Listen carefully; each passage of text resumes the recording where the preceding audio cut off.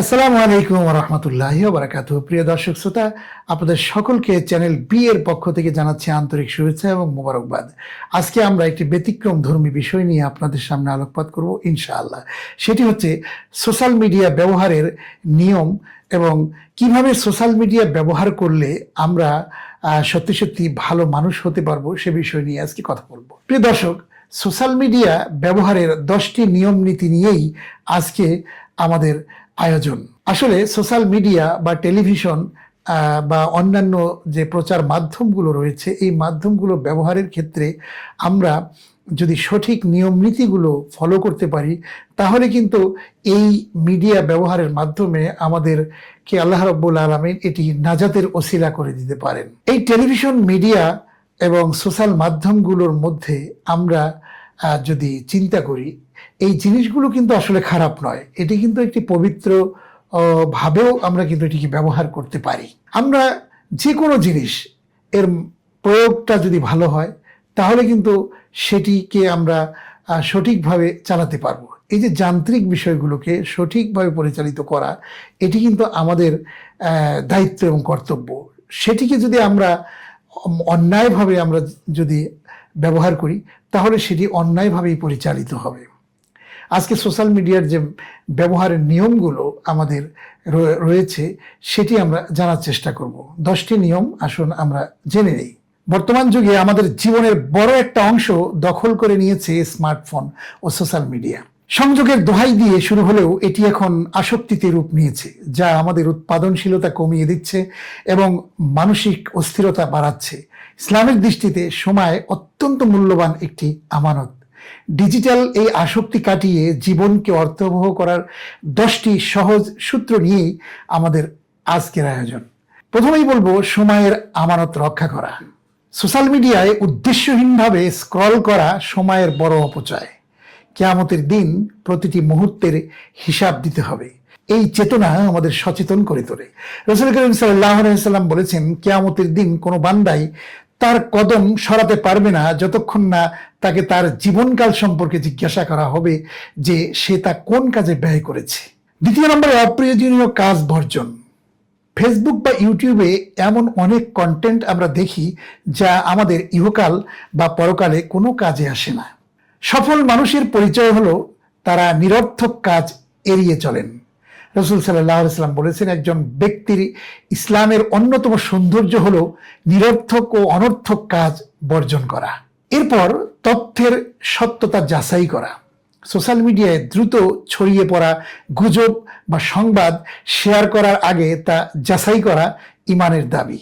না জেনে কোনো তথ্য প্রচার করা মিথ্যার নামান্তর। আল্লাহ তাআলা বলেছেন, হে মুমিনগণ, যদি কোনো পাপাচারী তোমাদের কাছে কোনো সংবাদ নিয়ে আসে, তবে তোমরা তা যাচাই করে দেখবে। এরপর দৃষ্টির হেফাজত ও প্রাইভেসি। সোশ্যাল মিডিয়ায় অন্যের ব্যক্তিগত ছবি দেখা বা স্ক্রিনে অশ্লীল ছবি আসা থেকে নিজেকে বাঁচিয়ে রাখা অত্যন্ত জরুরি। এটি আত্মার পবিত্রতা রক্ষা করে। মহান আল্লাহ তাআলা বলেছেন, মুমিনদের বলো তাদের দৃষ্টিকে সংযত রাখতে এবং তাদের লজ্জাস্থানের হেফাজত করতে। সূরা নূর আয়াত 30।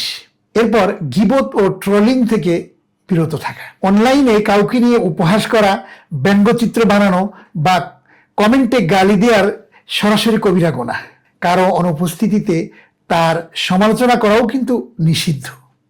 আল্লাহ তাআলা বলেছেন, তোমরা একে অপরের পশ্চাতে বা পেছনে নিন্দা করো না। তোমাদের মধ্যে কেউ কি তার মৃত ভাইয়ের গোশত খাইতে পছন্দ করো? বলা হয়েছে কোরআনে যে আইয়ুহিব্বু আহাদুকুম আন ইয়াকুলা লাহমা আখিহি। সুতরাং আমাদেরকে এই ব্যাপারে সজাগ থাকতে হবে। এরপর লোক দেখানো মানসিকতা বর্জন। খাবার, ভ্রমণ বা ইবাদত বন্দেগীর ছবি নিয়ে অন্যের বাহবা পাওয়ার চেষ্টা করা আমাদের বিনয়কে ধ্বংস করে। ইসলামে লোক দেখানো কাজ বর্জন করার কঠোর নির্দেশ রয়েছে। রাসূল সাল্লাল্লাহু আলাইহি ওয়াসাল্লাম বলেছেন, নিশ্চয়ই আমি তোমাদের উপর যে জিনিসের সবচেয়ে বেশি ভয় পাই তা হলো ছোট শিরক, রিয়া বা লোক দেখানো আমল। এরপর অন্যের অর্জনে ঈর্ষা না করা। সোশ্যাল মিডিয়ায় অন্যদের সাজানো সুখী জীবন দেখে নিজের প্রাপ্তি নিয়ে হীনমন্যতায় ভোগা বা হিংসা করা একটি মানসিক রোগ। রাসূল সাল্লাল্লাহু আলাইহি ওয়াসাল্লাম বলেছেন, তোমরা হিংসা থেকে বেঁচে থাকো, কারণ আগুন যেভাবে কাঠকে পুড়িয়ে দেয়, হিংসাও সেভাবে মানুষের পুণ্যকে খেয়ে ফেলে। ডিজিটাল ডিটক্স ও সালাত। স্মার্টফোনের নোটিফিকেশন থেকে দূরে থেকে নির্দিষ্ট সময় বিরতি দেওয়া। নামাজ আমাদের ডিজিটাল জগৎ থেকে বিচ্ছিন্ন হয়ে আল্লাহর সঙ্গে সংযোগ স্থাপনের শ্রেষ্ঠ সুযোগ করে দেয়। আল্লাহ তাআলা বলেছেন, ইন্নাস সালাতা তানহা আনিল ফাহশাই ওয়াল মুনকার। নিশ্চয়ই সালাত মানুষকে জঘন্য পাপাচার থেকে বিরত রাখে। এরপর সুসম্পর্ক বজায় রাখা। অনলাইন বন্ধুদের সময় দিতে গিয়ে আমরা মা বাবা ও কাছের মানুষের অবহেলা করি। ইসলামে রক্ত সম্পর্কীয় আত্মীয়তার সঙ্গে সরাসরি দেখা ও সুসম্পর্ক রাখাকে দীর্ঘায়ুকরণ বলেছেন।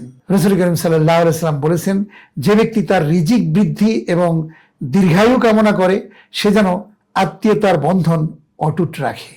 এরপর উপকারী কন্টেন্ট প্রচার। সোশ্যাল মিডিয়াকে দাওয়াত ও জ্ঞানের প্রসারে ব্যবহার করা সদকায়ে জারিয়ার কাজ হতে পারে। খারাপ কিছু শেয়ার করার চেয়ে ভালো কিছু প্রচার করাই বুদ্ধিমত্তার পরিচয়। রাসূল করিম সাল্লাল্লাহু আলাইহি ওয়াসাল্লাম বলেছেন, যে ব্যক্তি ভালো কাজের পথ দেখায়, সে ওই কাজ সম্পাদনকারীর সমান সওয়াব লাভ করে। স্মার্টফোন বা সোশ্যাল মিডিয়া নিজেই খারাপ নয়, বরং এর ব্যবহার প্রয়োগ পদ্ধতি আমাদের ভালো বা মন্দের দিকে নিয়ে যায়। ইসলামের এই গাইডলাইন অনুসরণ করলে আমরা ডিজিটাল এই যুগেও সময়ের সঠিক ব্যবহার নিশ্চিত করতে পারবো। আমরা যে নিজের ব্যবহারিক জিনিস, যেমন ছুরি বা এটাকে অনেকে কাটার বলে আর কি, এই ছুরি বা কাটার এটি দিয়ে কিন্তু প্রয়োজনীয় ভালো কাজ করা যায়। আম কাটা যায়, তরকারি কাটা যায়, বা ব্যবহার সুন্দর করে। আমাদের এটা অনেক দরকারি একটি জিনিস।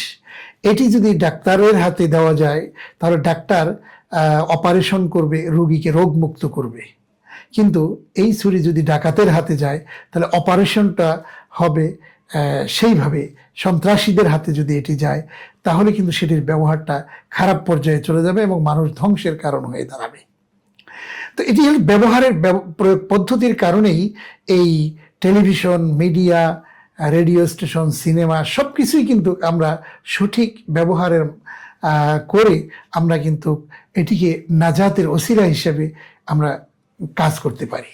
এবং দাওয়া কাজের একটি অন্যতম মাধ্যম হতে পারে সোশ্যাল মিডিয়া। আমাদের এই দুনিয়ার এই জীবনটা কিন্তু একদিন আল্লাহর কাছে আমাদেরকে চলে যেতে হবে, এবং আমাদের প্রত্যেকটা সময় একটি হিসাব আমাদের কিন্তু আল্লাহ তাআলা সেভাবেই নেবেন। এবং এমন আমরা যে সোশ্যাল মিডিয়ায় যে আমরা পোস্ট করছি, লিখছি, কমেন্টগুলো করছি, আমরা কিন্তু অনেকে না বুঝেই অনেক কিছু করে ফেলছি, বা বুঝে শুনে ইন্টেনশনাল আমরা মানুষকে হেয় প্রতিপন্ন করবার জন্য কিন্তু আমরা অনেকগুলো এই কাজগুলো করে থাকি। দেখুন, এই যে ফেসবুক বা ইউটিউবে আপনি যাই দিচ্ছেন, এগুলো কিন্তু থেকে যাচ্ছে অনেক দিন পর্যন্ত।